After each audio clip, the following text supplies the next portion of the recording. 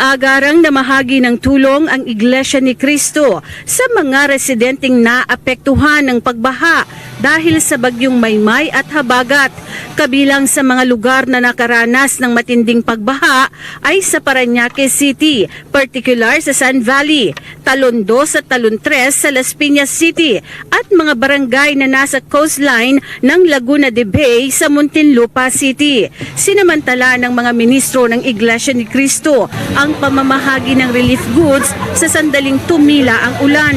Masayang nagpasalamat sa Iglesia ni Cristo ang mga kababayan natin, miyembro man o hindi.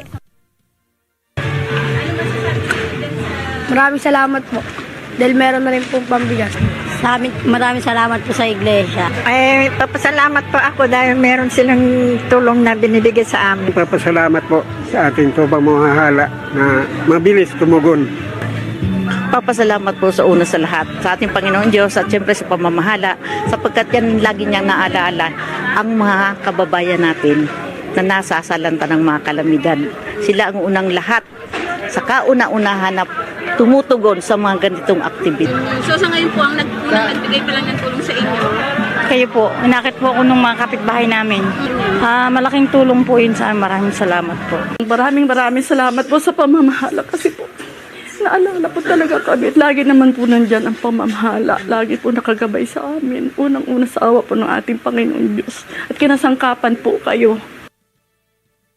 Ayon kay kapatid na Jeric de la Cruz, ministro sa Iglesia ni Cristo na tagapangasiwa sa distrito ng Metro Manila South, nagpasalamat sila sa mabilis na pagtugon ng pamamahala sa Iglesia ni Cristo upang magkaloob ng tulong sa mga nasalanta ng kalamidad.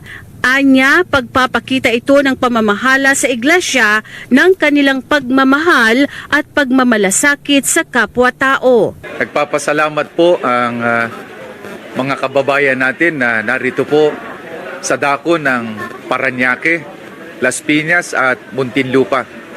Sa maaga po na naging pagtugon ng pamamahala sa iglesia, sa pangunguna po ng kapatid na Eduardo P. Manalo, ang tagapamahalang pangkalahatan, at ang kapatid na Angelo Eranio V. Manalo, ang pangalawang tagapamahalang pangkalahatan.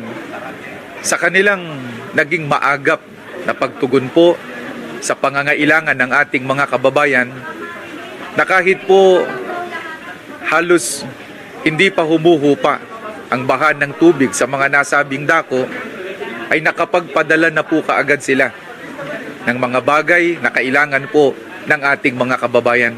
Kaya gano'n na lang po lubos kami na nagpapasalamat sa naging mabilis at maagap na pagtugon ng pamamahala sa iglesia, kahayagan ng pag-ibig at pagmamahal po nila.